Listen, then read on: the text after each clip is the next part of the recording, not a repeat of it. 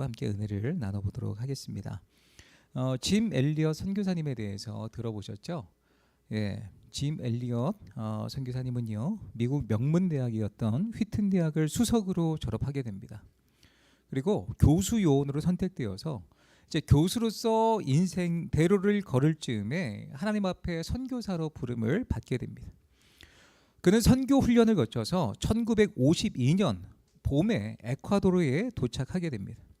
그는 아우카 부족에게 전도를 하기 위해서 언어와 풍습을 익혀가면서 함께 선교 활동을 할 동료들을 모으게 됩니다.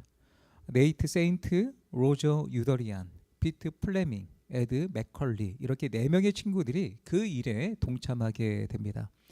그들은 경비행기를 타고 경비행기를 이용해서 선교 활동을 하게 되는데, 이제 이 비행기를 날아다니다가 부족에게 필요한 어떤 물품들을 이렇게 떨궈주면서 정말 어떤 선한 영향력을 주고 싶었던 것 같아요. 1956년 1월 8일이었습니다. 주일 아침에 그들은 아우카족에게 줄 선물 꾸러미를 가지고 쿠라라이 강가 모래 해변에 착륙하게 됩니다. 그러나 그들을 기다리고 있었던 것은 아우카 부족들의 창과 칼이었어요. 그곳에서 모두 목숨을 잃게 됩니다. 그들의 품에는 권총이 있었어요. 권총이 있었지만 발사되지 않은 권총으로 나중에 발견되게 됩니다.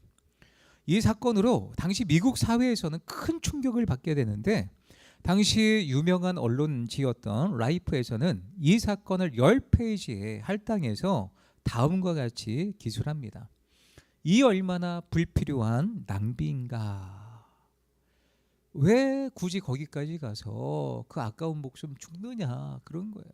수석으로 졸업을 하고 얼마나 이 미국 사회에서 아니면 안전한 곳에서 얼마든지 하나님의 사역을 할 수 있었을 텐데 불필요한 낭비인가라고 하면서 이 짐 엘리엇 선교사님과 그와 함께했던 4명의 동료들의 죽음에 대해서 이렇게 평가를 하게 되었습니다. 우리가 이 짐 엘리엇 선교사님의 순교 이야기를 들으면 이렇게 생각을 해볼 수 있어요. 야, 정말 저렇게까지 신앙생활을 해야 되는가? 그저 편한 자리에서 얼마든지 하나님을 섬기고 예배하고 복음 증거하고 살아갈 수 있는데 그냥 적당히 믿으면 되는 것 아닌가라는, 목숨을 다하면서까지 예수님을 믿어야 되는가, 이런 생각을 해보게 됩니다. 이렇게 세상의 많은 사람들의 관점은요, 이런 관점으로 사람들을 바라보게 됩니다. 오늘 본문에 나오는 첫 번째 순교자였던 스데반 집사님의 어떤 죽음, 순교에 대해서도 우리가 성경을 읽을 때마다 굳이 이렇게까지 신앙생활을 해야 되는가라는 그런 의구심이 들 때가 있습니다. 그렇게까지 불필요하게 죽어야 될 이유가 있는가? 예수님을 그냥 적당히 믿고 살아가면 되는 건 아닌가? 믿음의 사람조차도 불필요한 낭비라 생각하면서 살아갈 때가 너무나 많다는 거죠. 그러나 분명한 것은 하나님께서 이 스데반 집사님의 순교를 허락해 주셨습니다. 또한 이 순교를 통해서 우리 가운데 주시는 하나님의 영적인 의미가 있어요. 이것을 통해서 정말 이 밤에 귀한 은혜를 나눠보도록 하겠습니다. 먼저 스데반을 죽였던 사람들과 그들의 특징을 먼저 살펴볼 텐데 같이 읽겠습니다. 마음에 찔림이 있을 때 회개하고 돌아와야 한다. 54절 말씀. 그들이 이 말을 듣고 마음에 찔려 그를 향하여 이를 갈거늘. 그들이 이 말을 들었다 이야기를 하는데, 그들이 누구냐면 대제사장, 그리고 사내들인 공회원, 헬라파 유대인들, 그리고 오늘 본문에 나오는 사울이라는 청년입니다. 그들은 스데반의 설교를 들었어요. 사도행전 7장 말씀에 보면 공회에 붙잡혀간 회당에서 헬라파 유대인들이 모여서 회당을 이루었다고 지난주에 말씀을 드렸죠. 그 가운데 예수 그리스도의 복음을 증거했던 이 스데반 집사와 논쟁이 펼쳐지게 되었어요. 그래서 이 스데반 집사를 거짓말로 고소를 한 거죠. 거짓말로 고소를 해서 그 공회 가운데 나아가게 됐던 거예요. 그래서 자신을 변호하는 그런 시간이었는데 그 시간을 뭐로 사용했던 거예요? 설교를 했던 거예요. 사도행전 7장 말씀이 쭉 그 스데반 집사님의 설교 이야기, 설교한 내용이 이렇게 쭉 기록되어져 있습니다. 그 설교를 듣고 마음에 찔렸다는 거예요. 이 대제사장들과 헬라파 유대인들 그리고 사내들인 공회원 그리고 사울이라는 인물이 이 스데반 집사님의 설교를 듣고 마음에 찔림이 있었다, 찔렸다. 이 부분은요 아마 두 종류의 반응일 것 같아요. 하나는 찔림에 대해서 내가 잘못 살고 있구나, 회개해야 되겠구나, 바른 길로 바른 노선으로 가야 되겠구나, 이렇게 찔림에 대해서 받아들이는 그런 반응이 있고요. 다른 하나는요 찔림을 감추기 위해서 과도한 그런 반응을 하는 사람들이 있다는 거죠. 메시지 성경에 보면 마음에 찔렸다는 것은 그들이 폭도로 변했다라고 표현을 하고 있습니다. 그들은 부끄러운 자신들의 죄를 가리기 위해서 폭력적인 반응으로 과도하게 스데반 집사님 앞에서 행동했다는 거예요. 그들은 군중 심리를 이용해서 이 군중 심리를 집단함으로써 죄에 대한 책임을 누구한테 넘기는 거예요? 스데반 집사님한테 넘겼던 거예요.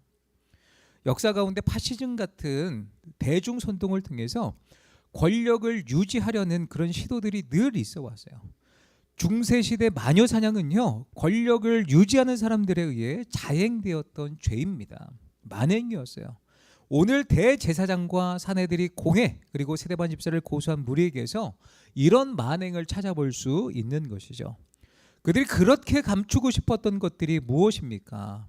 이들이 감추고 싶었던 죄, 그 죄에 대한 내용을 스데반 집사님이 지적을 했는데 그 내용을 쭉 보면 첫 번째로 성전관이었어요. 당신들은 성전관이 틀렸다. 48절에서 50절 말씀 같이 읽습니다. 그러나 지극히 높으신 이는 손으로 지은 곳에 계시 아니하시나니 선지자가 말한 바 주께서 이르시되 하늘은 나의 보좌요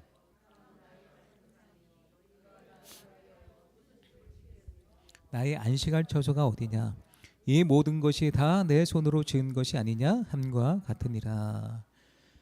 그들은 성전에 대해서 우상시 여겼습니다. 성전을 통해서 자신들의 기득권과 이득을 누리려는, 성전을 독점화하려는 종교 지도자들의 모습이 있었던 거예요. 예수님이 와도 예수님 십자가에 못 박아 죽였던 거예요.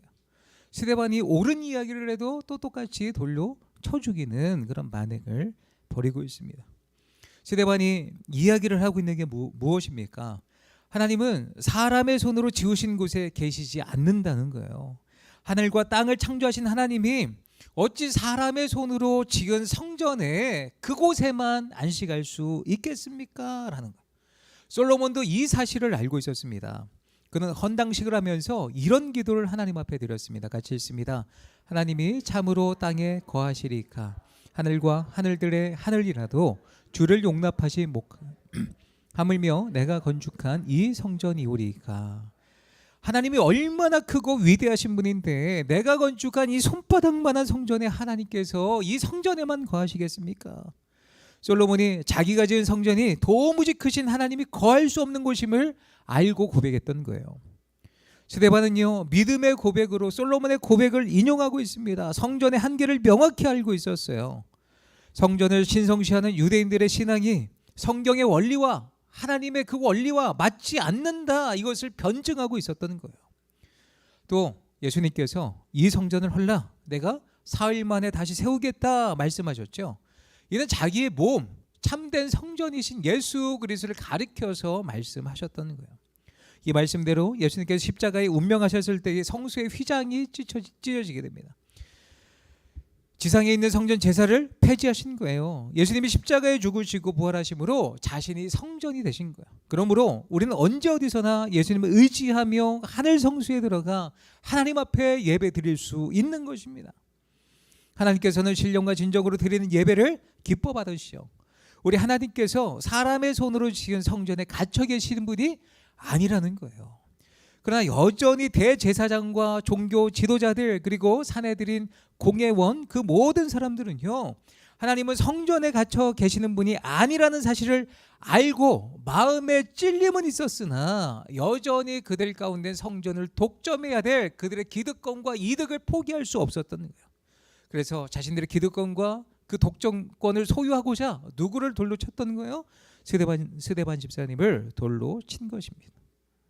그들은 하나님을 이용해서 자신들의 자리를 지켜야 했기 때문에 돌로 친 거예요.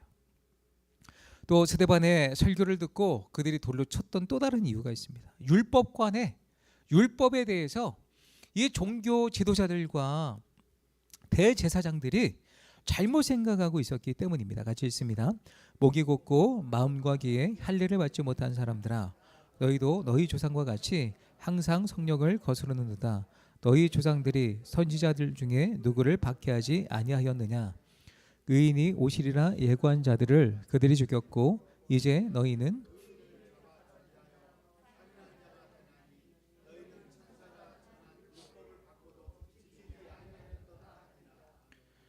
이 말씀에 보면 스데반은요 무엇을 지적합니까? 목이 곧고 너희들은 마음과 귀에 할례를 받지 못한 백성들입니다. 천사가 전한 율법을 받고도 지키지 않은 율법을 지키지 않는 자들입니다 라고 주장했던 거예요. 그러면서 뭐라고 이야기를 하냐면 더 나아가서 이것은 성령을 당신들은 성령을 거스르고 있는 것입니다 라고 그들을 꼬집었던 거예요. 이것이 마음에 찔렸던 거예요. 야, 맞아. 우리가 율법을 온전히 지키지 못하고 있지. 그들도 돌아봤을 거예요. 그래서 마음에 찔림이 있었죠. 그런데 그들은요, 이 율법을 믿고 따른 사람들이라고 생각하고 있었지만 하나님께 보낸 선지자를 박해했고 오시기로 예언되었던 메시안 예수 그리스도를 잡아 죽이는 무서운 범죄를 저지른 그런 자들임을 알고 자신들의 깨달음이 있었다는 거예요. 그러나 그들은 가장 부인하고 싶고 감추고 싶었던 그 아픈 내용들을 듣자 돌을 들어서 스데반 집사님을 쳐 죽였던 거예요. 누구도 자신들의 죄를 건드리지 않고 드러낼 수 없었다는 거죠. 드러내면 안 된다는 거였죠. 그것이 드러나면 자기가 아프기 때문에 그래서 종종 죄 지은 자들이 착각하는 것이 있어요. 죄 지은 우리의 마음과 악한 우리의 생각을 하나님께서 내버려 두시는 것이 축복이라고 생각하는 것. 그들은 하나님께서 그냥 내버려 두시는 게 아니라 마음이 강팍해져서 회개하지 않는 것, 그들을 기다려주고 계신 거예요. 강팍한 그 마음을 돌이키고 하나님 앞에 돌아올 수 있도록 기다려주시는 거예요. 그런데 마치 축복을 받은 양, 우리가 잘 살아가고 있구나, 하나님의 심판이 우리를 피할 것이구나, 이런 생각으로 살아갔던 거죠. 그들은 귀를 닫고 마음을 닫고 강팍한 삶을 살아갔던 것입니다. 사실 스데반이 순교자의 자리에서 선포하고 있는 이 말씀은요, 또 다른 가능성을 가지고 있어요. 이 말씀을 들을 때, 듣고 마음에 찔림이 있을 때에 하나님께서 나를 내버려 두지 않으시고 나를 징계하시는구나, 내가 돌아오길 원하시는구나, 너무나 감사하고 기뻐해야 될 일 아닙니까? 우리의 죄를 지적해 주시면 그 정말 내가 잘 살아가라고 하나님께서 권고하시는 말씀인 것을 우리가 받아들이면서 감사해야 되죠. 근데 그렇게 살아가지 않았다는 거예요. 아내가 이제 가끔 이제 전화로 기도하는 동역자들이 있어요. 그러면 전화로 수화기를 붙들고 한 30분 40분씩 때로는 1시간씩 기도를 하고 있는 그 모임이 있는데 1대1로 이렇게 기도를 합니다. 근데 어떤 이제 그 사모님이었던 것 같아요. 이게 내용을 제가 옆에서 가만히 들어보니까 이제 중학교, 고등학교 자녀를 둔 그 사모님이었던 것 같은데 자녀가 문제가 있다는 게 아니라 이런 기도를 하더라고요. 우리 자녀들이 죄를 저지르고 있다면 그 죄가 명명백백히 드러나게 하소서라고 기도를 하더라고요. 죄를 짓는다는 게 아니고 만약에 그렇게 살아가고 있다면 하나님 앞에 드러나기를 소원하며 그렇게 기도를 하고 있는 거예요. 왜요? 죄를 짓고 있다면 그게 밝혀져서 하나님이 기뻐하시는 온전한 삶을 살아갈 수 있도록 하나님 드러나게 해주세요 라고 기도를 하고 있는 거예요. 그렇습니다. 우리의 삶 가운데 하나님께 지적하시고 우리 가운데 권고하시는 우리의 마음을 찌르는 것들이 있다면 하나님 앞에 회개하고 내가 영적으로 더 잘 세워지길 원하시는 하나님의 뜻과 마음이 있구나라는 것을 우리가 깨닫고 주님 앞에 회개해야 합니다. 우리의 영혼과 삶 가운데 정말 이런 깨달음, 찔림은 있는데 하나님 앞에 회개하지 못하는 모습이 있다면 주님 앞에 온전히 회개하시고 죄를 밝히시고 죄를 깨닫게 하시는 그 하나님께 감사함으로 주님 앞에 나아가셨으면 좋겠습니다. 그렇게 살아가시길 축원합니다. 두 번째로 스데반 순교를 통해서 우리가 배울 수 있는 부분입니다. 같이 읽습니다. 순교를 허락하신 하나님의 크신 뜻을 발견할 수 있다. 순교를 허락하신 하나님의 크신 뜻을 발견할 수 있습니다. 스데반은 지금 대제사장 앞에 서 있죠. 지금 신문을 받고 있는 거예요. 공의 앞에 있습니다. 이들은요, 스데반 자신을 죽일 수도 있는 그런 사람들이었어요.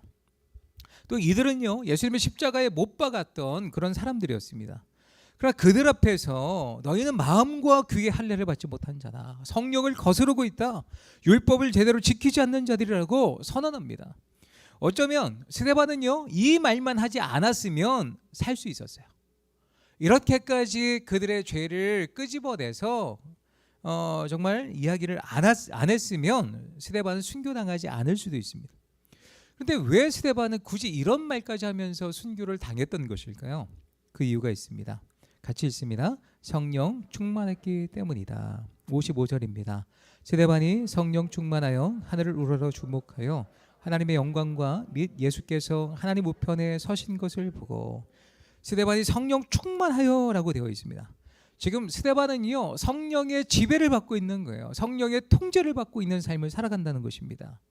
그래서 자기의 생각이 아니라 성령 하나님의 음성대로 고백하며 또 필요한 필요한 때마다 성령께서 필요한 지혜를 주셔서 그 말을 그 대제사장과 공회원들 앞에서 담대하게 선언했던 것입니다.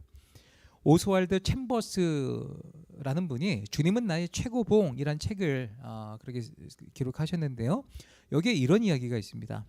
거듭남은 성령께서 하시는 일이고 순종은 성령이 인도하심 가운데 거하는 것. 순종은 성령이 인도하신 가운데 거하는 것이다 라고 말합니다. 왜 스데반이 순교를 했습니까? 성령 충만했으니까. 성령의 지배를 받고 있으니까요. 성령의 인도하심 속에 순종함으로 나아갈 수밖에 없었던 거예요. 그렇습니다. 성령 충만할 때, 성령의 지배를 받을 때 내 생각은 사라집니다. 자기 자신은 없어져요. 스데반은 재판을 받아 사형을 당하는 그런 최악의 상태에서도 최선의 삶을 성령 하나님으로부터 지배를 받아서, 인도함을 받아서 살고 있었던 거예요. 이것이 바로 성령 충만입니다. 이 모습을 통해 우리는 무엇을 살펴볼 수 있습니까? 우리는 순교해야 된다. 진짜 저기 무슬림 지역에 가가지고 힌두교들 극악무도한 그런 사람들에게 나아가서 예수님 믿으라고 이야기를 하고 나도 죽자, 순교하자, 할렐루야, 아멘. 비행기 티켓 다 끊으세요. 그런 거예요? 아니죠, 아닙니다.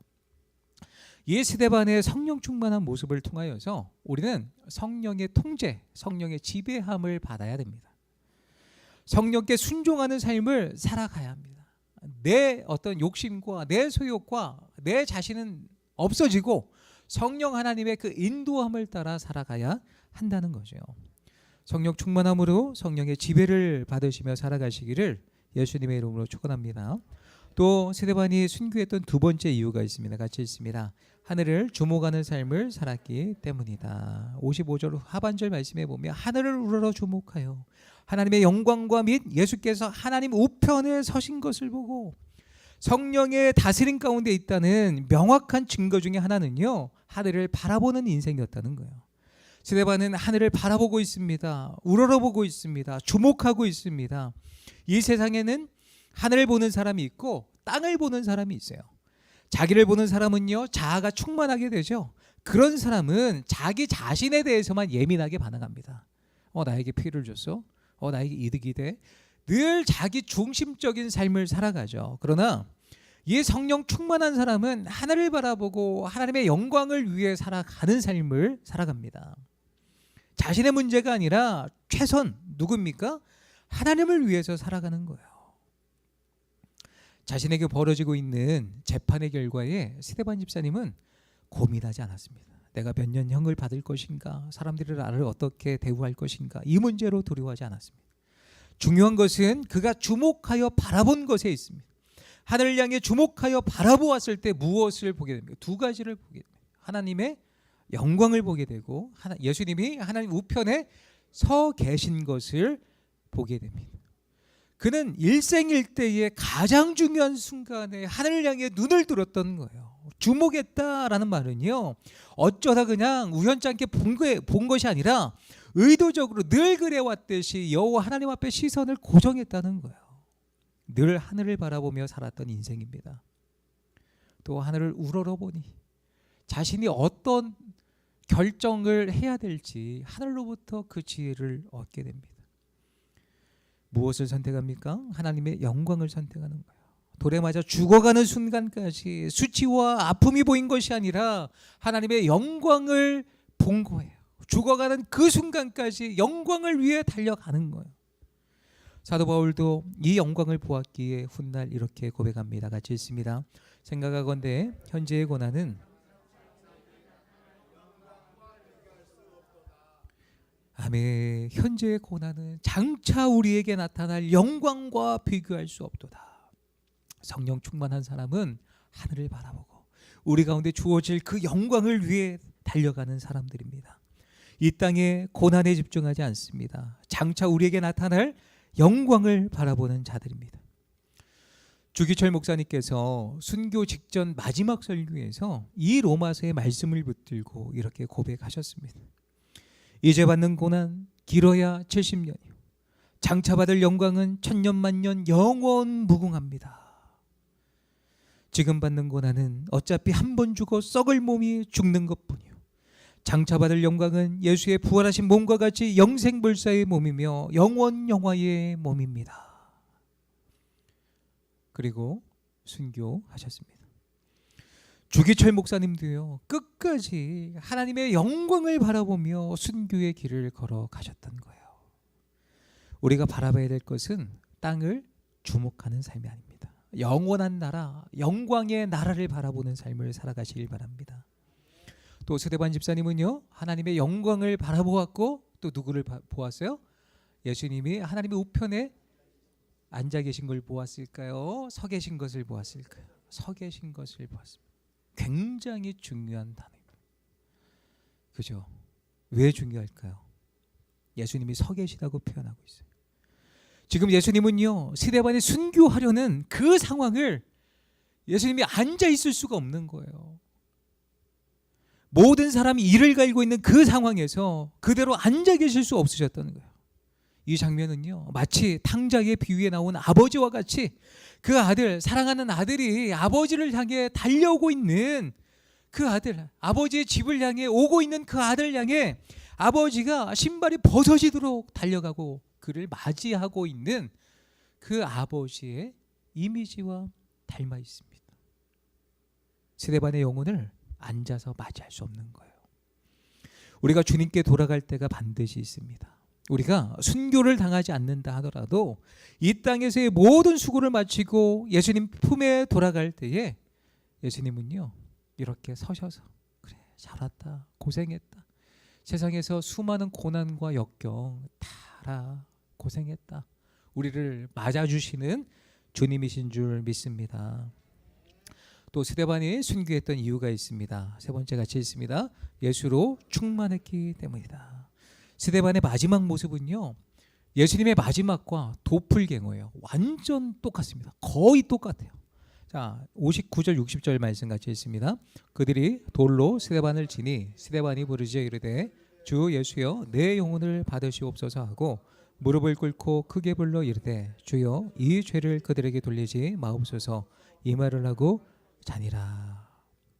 주 예수여 내 영혼을 받으시옵소서. 아버지여 내 영혼을 받으시옵소서. 주여 이 죄를 그들에게 돌리지 마옵소서. 주여 저들의 죄를 저들에게 돌리지 마옵소서. 이 기도는요, 예수님께서 십자가에서 하셨던 기도예요. 스데반은 죽는 그 순간까지 누구를 닮아가고 있는 거예요? 예수님을 닮아가고 있는 거예요. 예수로 충만한 삶을 살아갔던 것입니다. 원수를 사랑하는 마음, 자신에게 돌을 던지는 그 원수를 향해서 기도를 하고 있는 거예요. 원수를 품는 마음, 자신을 죽이는 자들을 용서하는 마음이었습니다. 이것이 성령 충만하여 하늘의 영광을 바라본 자의 특징이고 예수로 충만한 자의 모습인 줄 믿습니다. 우리가 이런 인생을 살아가야 되지 않을까요? 순교자 스데반을 본받아 순교하러 갑시다, 그 얘기가 아니라 순교자적 삶으로 우리가 성령 충만하여서 성령의 지배를 받는 삶, 성령의 지배를 받는 삶을 살아가야 되고 하늘의 영광을 바라보며 하나님의 영광을 위해 살아가는 것, 예수로 충만하여서 원수까지 용서하며 살아가는 삶, 스데반 집사님을 통해서 우리 가운데 주시는 영적인 도전인 줄 믿습니다. 자, 그러면 이 스데반의 집사님은 그 불필요한 낭비로 인생을 마감했던 것일까요? 그렇지 않습니다. 같이 읽습니다. 스데반의 순교를 통해 하나님의 뜻이 나타났다. 스데반의 순교를 통해 하나님의 뜻이 나타났습니다. 58절 말씀 같이 읽습니다. 성 밖으로 내치고 돌로 칠세.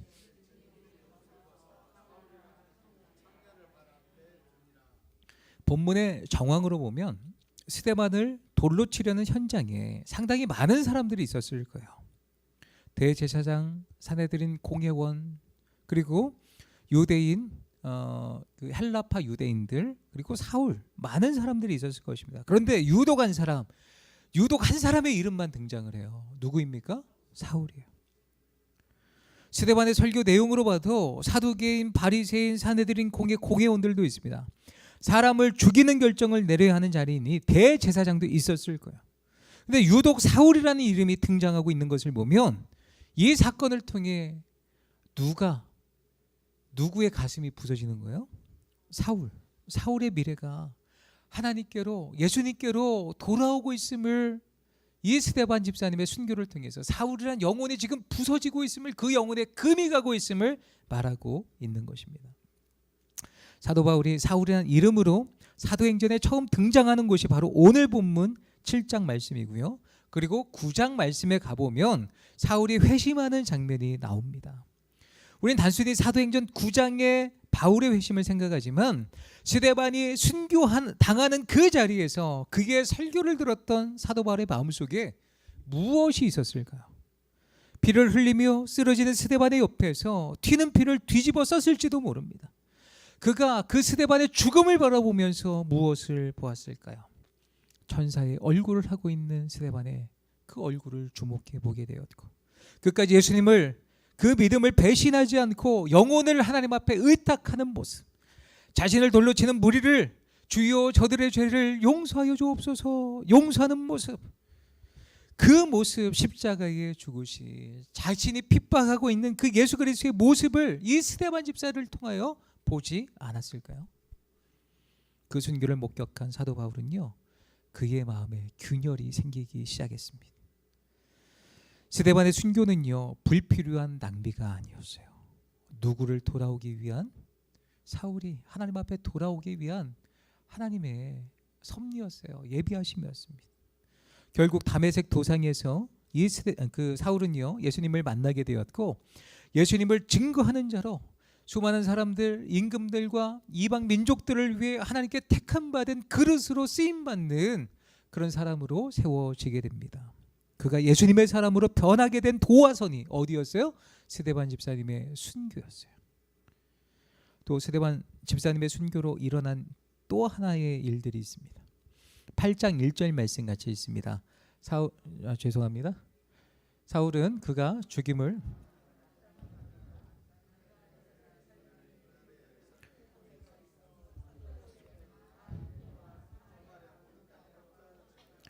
아멘. 이 말씀에 보면 이 스데반 집사님의 순교 이후로 예루살렘 교회는요, 큰 박해가 찾아오게 됩니다. 그래서 예루살렘에 있는 교회, 사도회에는 사도만 남고 모든 그리스도인들이 어디로 다 흩어졌어요? 유대와 사마리아 모든 땅으로 흩어지니라. 근데 이 말씀 어디서 많이 좀 닮아 있지 않습니까? 어떤 말씀이에요? 사도행전 1장 8절 같이 있습니다. 오직 성령이 예루살렘과 온 유대와 사마리아와 땅끝까지 이르러 내 증인이 되리라 하시니라. 아멘. 결론부터 이야기하자면 하나님께서 성령을 보내시고 그 성령의 역사를 통해 교회가 세워졌으나 그들은요, 예수님의 명령대로 예루살렘과 온 유대와 사마리아와 땅끝까지 가서 예수님의 증인의 삶을 감당하지 않고 있었던 거예요. 어디에만 머물러 있었습니까? 예루살렘에만 머물러 있었던 거예요. 근데 스데반 집사님의 이 순교를 통하여서 하나님은 이 믿음의 공동체를 어디로부터요? 유대와 사마리아와 땅끝까지. 이 사도행전 1장 8절 말씀이 거꾸로 8장 1절에 가서야 이제 흩어지게 되는 놀라운 일이 벌어지게 됩니다. 그리고 대표적인 인물로 7 집사 중에 하나인 빌립이요, 에티오피아 여왕 간다게의 메시에게 복음을 증거했던 장면이 8장 말씀에 기록되어져 있어요. 이렇게 사도들과 또 예루살렘 초대교회 성도들은 세계 각국으로 흩어져서 예수님의 증인으로 살아가게 됩니다. 결국 이 스데반의 죽음이 불필요한 죽음이 아니었어요. 이방인을 위한 선교의 제물로 하나님께 드려졌다는 것입니다. 마치 하늘의 밀이 땅에 떨어져 썩을 때에 많은 열매를 맺을 수 있듯이 스데반의 희생으로 복음이 땅끝까지 가도록 하나님께서 그의 순교를 받아주셨다는 거예요. 그러나 분명한 것은 순교의 영광을요, 아무에게나 하나님께서 허락하지 않으신다는 거예요. 우리가 순교하고 싶다고 해서 순교할 수 있는 것도 아닙니다. 성령 충만하고 하늘을 주목하는 자, 하늘의 영광이 가득한 자, 예수로 충만한 자, 그리고 하나님의 뜻 가운데 순교의 영광이 주어진 자들에게 순교가 허락되는 것입니다. 오늘 이 말씀을 통해 우리가 알 수 있는 것은 스데반의 죽음은 결코 불필요한 죽음이 아니었습니다. 불필요한 낭비가 아니었습니다. 제가 서두에 말씀드린 얼마나 불필요한 낭비인가, 짐 엘리엇 선교사님 이야기를 들려드렸죠. 타임즈에 실린 기사에 순교한 짐 엘리엇의 아내 엘리자베스 엘리엇이 이렇게 말하게 됩니다. 낭비라니요. 내 남편의 죽음은 낭비가 아니었습니다. 그는 전 생애를 이것을 위해 준비했던 사람입니다. 바로 그 시간을 위해 살아왔던 사람입니다. 그는 하나님께서 주신 자신의 책임을 수행하고 생애 목표를 달성하고 죽은 행복한 사람입니다. 그 후에 엘리자베스는요, 간혹 훈련을 받고 1년 후에 자신의 남편을 죽인 그 아우카 부족으로 들어가게 됩니다. 다행히도 아우카 부족은요, 남자만 죽이는 부족이었어요. 그녀는 5년 동안 그곳에서 생활하게 됩니다. 5년 후에 부족을 떠나는 엘리자베스 엘리엇에게 아우카 부족 추장이 묻게 됩니다. 도대체 당신은 누구십니까? 나는 당신들이 5년 전에 죽였던 그 남자의 아내입니다. 남편이 당신들을 향해 가지고 있던 그 사랑을 당신들에게 전하기 위해 제가 다시 이곳에 왔습니다. 그 후에 수십 년이 지난 후 그 마을에는 수백 개의 교회가 생겨났고 짐 엘리엇이 죽은 마을 교회의 담임 목사가 짐 엘리엇의 아들이 담임 목사로 세워지게 되었습니다. 더 놀라운 것은 그 교회에서 장로와 교사로 섬기는 사람들이 바로 짐 엘리엇과 친구들을 죽인 사람들이라는 거예요. 짐 엘리엇과 그의 친구들의 죽음은요, 하나님의 복음을 위해 죽는 것이 불필요한 낭비인가가 아니라 얼마나 거룩한 낭비인가, 이것을 우리에게 교훈해 줍니다.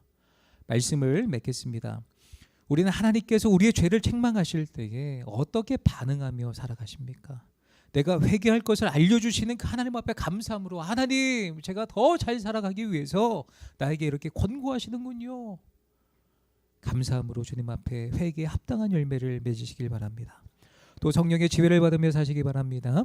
성령의 역사를 거스르지 않고 성령의 음성에 우리의 인생을 내어 맡기시길 바랍니다.